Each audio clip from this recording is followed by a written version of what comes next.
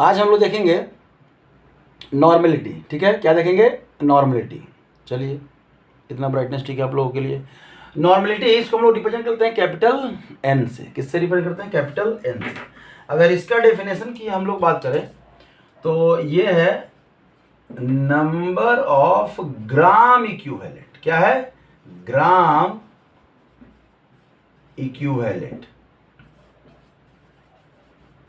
Present in 1 litre solution. Present in 1 litre solution. हाँ, अब ये क्या है? ग्राम इक्विवेलेंट क्या है समझेंगे। अगर यहां से हम लोग यह फॉर्मूला देखें तो नॉर्मेलिटी इक्वल टू क्या हो जाएगा? Gram equivalent of solute upon क्या हो जाएगा? Volume of solution in litre. अब देखिए, मोलैरिटी में हम लोग थोड़ा सा मोलैरिटी का यहाँ पे याद आ रहा है क्या? तो उसमें भी नीचे में वॉल्यूम यूज करते थे, इसमें भी वॉल्यूम यूज कर रहे हैं।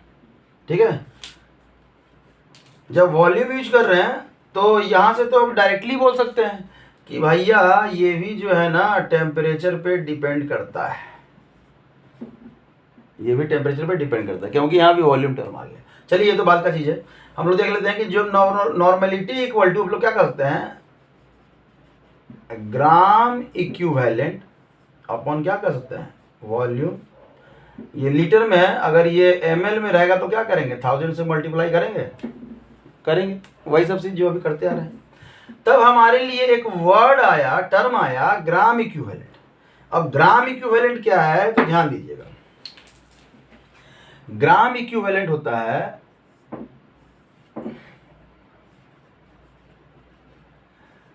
ग्राम इक्विवेलेंट इक्वल टू क्या होगा आपका?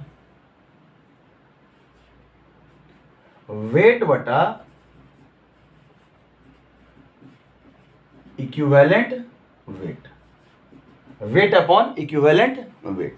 तो अब इस ग्राम इक्विवेलेंट की जगह पे अगर यहां हम यूज कर लें तो हमारा ये काम हो सकता है। और इसमें एक और वर्ड है इक्विवेलेंट वेट। इक्विवेलेंट वेट का वीडियो हम लोग डाल चुके हैं। इक्विवेलेंट मास क्या होता है ये भी हम लोग जान चुके हैं। तो यहाँ डायरेक्टली हम लोग यूज कर लेंगे कि gram equivalent is equal to weight upon equivalent weight को क्या लिख सकते हैं हम लोग?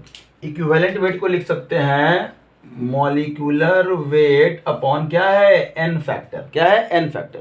तो ये एन कहाँ चला जाएगा? ऊपर में। तो हमारा आ जाएगा एन इंटू वेट बटा मॉलिक्यूलर वेट। अब इक्विवेलेंट मास पे हम इतना इसलिए नहीं बोले हैं क्योंकि इसके वीडियो बना चुके हैं, नहीं देखे हैं, देख लीजिए। वहाँ पे आपको क्वेश्चंस भी है, उसके साथ सारा कंसेप्ट वहाँ पे इक्विवेलेंट मास का क्लियर हो जाएगा।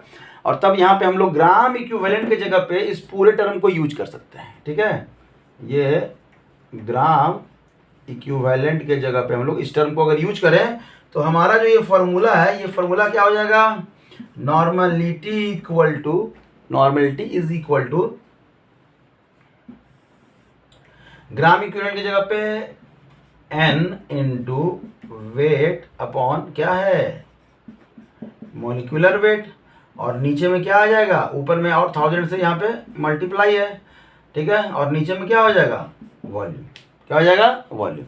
तब ये कहाँ जाएगा? ये यहाँ पे आ जाएगा। ठीक है, ये कहाँ आ जाएगा? यहाँ पे आ जाएगा। तब ध्यान दीजिएगा, इसके नीचे दिखेगा? नहीं दिखेगा। चलिए यहाँ पे ध्यान दे दीजिए, यहाँ पे कि तब लिख सकते हैं हम लोग, यहां से सीधे हम लोग यहां चलते हैं कि तब लिख सकते हैं हम लोग कि normality equal to n into weight into 1000 तो लिख ही सकते हैं, अपॉन क्या लिख सकते हैं? मॉलिक्यूलर वेट इंटू क्या लिखेंगे? वॉल्यूम। क्या लिखेंगे? वॉल्यूम। समझ में आया? वॉल्यूम किस में? ml में। क्यों? क्योंकि यहाँ पे 1000 से मल्टीप्लाई कर चुके हैं। अब देखिए, यहाँ एक और चीज आ गया। ये तो नॉर्मेलिटी का तो फॉर्मूला आया ही आया, साथ में एक चीज और आपको नजर आ जाएगा कि नॉर्मेलिटी के साथ इस टर्म को क्या बोलते हैं? ध्यान दीजिएगा, इस टर्म को हम लोग अभी क्या बोल रहे हैं? मोलैरिटी।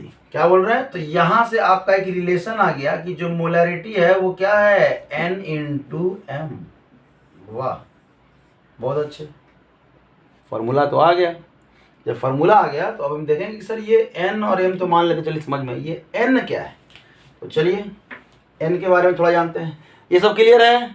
अच्छे से इसको रीड कीजिए, समझिए, क्वेश्चन करेंगे तो और भी समझ में आएगा, ध्यान रखिएगा। अगर आपको परेशान करने वाला है तो ये नॉर्मलिटी ही परेशान करेगा, ठीक है, क्योंकि इसके बहुत से एप्लीकेशंस हैं और हर एप्लीकेशन को पहचानना होगा। ये जो n होता है ये क्या है ना, ये 5 तरीके से आप निकाल सकते हैं। तो पहला वैलेंसी, इसके बारे में हम ऑलरेडी बता चुके हैं, लेकिन अब इसके बारे में नहीं बोलने वाले हैं, हम खाली बस लिख देंगे, एक रिकॉल हो जाएगा। इक्विवेलेंट मास में हम इसको डिटेल में दिखा चुके हैं। तब हो जाएगा टोटल पॉजिटिव चार्ज, तब हो जाएगा total negative charge, basicity of acid, acidity of base, acidity of base. समझ में आया? अब ये सारा एक साथ नहीं यूज होना है, ये और है कि अगर या तो वैलेंसी यूज कर सकते हैं, या टोटल पॉजिटिव चार्ज, या टोटल नेगेटिव चार्ज, या बेसिसिटी, या फिर एसिडिटी। तो कोई भी एक यूज कर लीजिए, आपका यहाँ से क्या पता चल जाएगा, n पता चल जाएगा। क्या पता चल जाएगा? n पता चल जाएगा। ठीक है, समझने के लिए एक क्वेश्चन कर लेते हैं, थोड़ा ध्यान रखिएगा। एक क्वेश्चन करते हैं हम लोग। क्वेश्चन है what is the molarity of 2NHCl।